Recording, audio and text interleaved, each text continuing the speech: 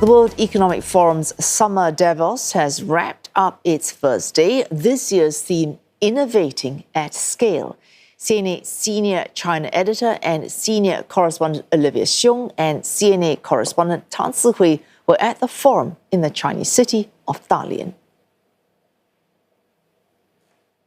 Much of the discussion and the sessions, both public ones and closed-door sessions, have been very much focused on, you guessed it, artificial intelligence, and that includes the applications from industry to healthcare, and even, get this, as a financial therapist. So we can really sense the shift that's been made over these few years from the possibilities of AI to now we're talking about innovating at scale. Yeah, there's definitely this buzz at the World Economic Forum Summit Davos. The wow factor on AI, I think conversations at every turn is talking about a new wave of technologies, embodied AI, robotics. Ourselves, we saw autonomous shuttle buses. That's I saw right. shape-shifting AI. And there's also a robot cafe here, a robotic arm that can make coffee. That's right. I also want to point our attention to the World Economic Forum releasing a new report on the top 10 emerging technologies. These refer to technologies that they feel could make a real-world impact in the next 3 to 5 years. To give you some examples, one of them are everything to grid energy systems, essentially referring to how buildings, factories, vehicles, data centers, they can not just consume energy, but also increasingly be able to supply energy, and we know that's a big factor when it comes to AI. Another one on the list is personalized mRNA cancer vaccines, which trains a patient's immune system to recognize the unique mutations in their tumor, and that could improve the ability to prevent cancer recurrence after treatment. So Olivia, I need to ask you, because all of this talk, all this AI talk, it needs to be powered by energy, and it's also powered by electricity. So how do countries keep up then? I want to give you some data first. The International Energy Agency projects that global data center electricity consumption will more than double from what it was in 2024 to about 945 terawatt hours by 2030, and that's not that far away. And get this, that's the annual consumption of Japan. The entire country. That's right. And so the question is, where will all this energy come from, given the speed at which people are starting to use AI? And I attended a panel discussion on this, which was very aptly named No Power, No AI. And so there were several ideas floated on not just managing the supply of energy, but on the demand side.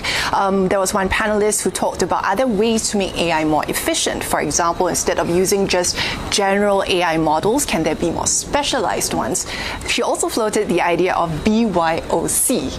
Oh, not BYOB. Not BYOB, but BYOC, which refers to bring your own clean energy, which refers to companies building their own power grid that's needed to supply the energy that they need to do what they need to do. We also heard from leading Chinese battery maker CATL. Its founder is saying that it's also innovating, particularly with sodium-ion batteries, and that also being important given all the scrutiny and export controls that we're seeing with regard to critical minerals, which has an impact on energy storage. CNA's Tan Sihui also spoke to Kathy Lee. Now, she's the head of the WEF Center for AI Excellence. China's AI market, in terms of pure stock market performance, is still much undervalued given the amount of development and the capabilities.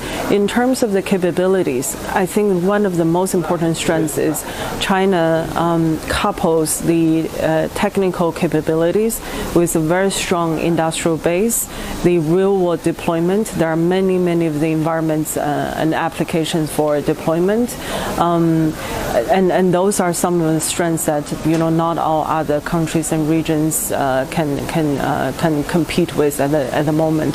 So increasingly we'll see, and we've already seen, for example, through the program that at the forum we launched called MINDS, Meaningful, Intelligent, Novel, Deployable Solutions, where we gather the most transformative AI use cases. I think 25 out of 49 applications applications, awarded applications during the last 2 years came from Greater China.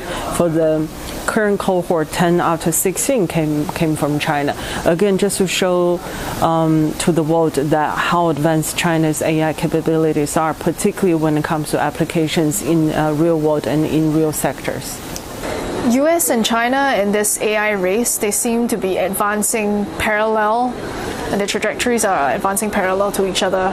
Where does this leave other businesses in other countries in terms of operating between these two spheres? Yeah, I think that's only part of the story, because AI is such a general purpose technology. Once it's released in the world, it can be used by everyone, as what we've seen already. So yeah, there will always be competition at the global level, but increasingly we're seeing more and more regional collaboration. And that's exactly because it's catalyzed by the need to stay ahead, to stay competitive, and also resilient.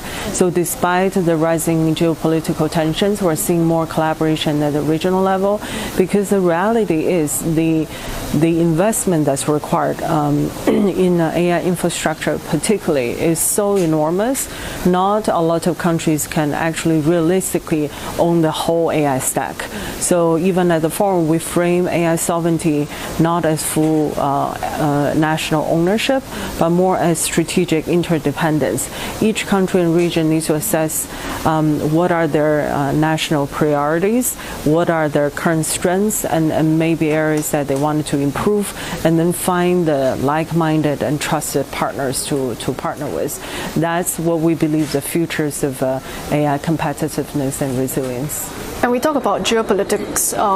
Where does AI, how can it make meaningful contribution in terms of resilience and decision making? I think first and foremost, there are a lot of collaboration, even though they may not make it to the news headline, but there's already a lot of collaboration ongoing on AI safety, on fundamental research, on energy and infrastructure.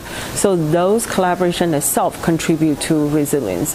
Then the AI can definitely contribute a lot into infrastructure resilience. We all know that we see the headlines, AI could pose threats to cybersecurity, but the other side of the story is that AI is increasingly used to identify cybersecurity flaws and be used to fix them as well. AI can definitely improve operational resilience. We're seeing, particularly in terms of AI-powered grid, and particularly in terms of connectivity, AI is playing an extremely important role in some of those sectors. And on applications as well, the more that globally we have a shared understanding of AI and how AI can be deployed responsibly for individual and for society, the more resilient the whole society could be.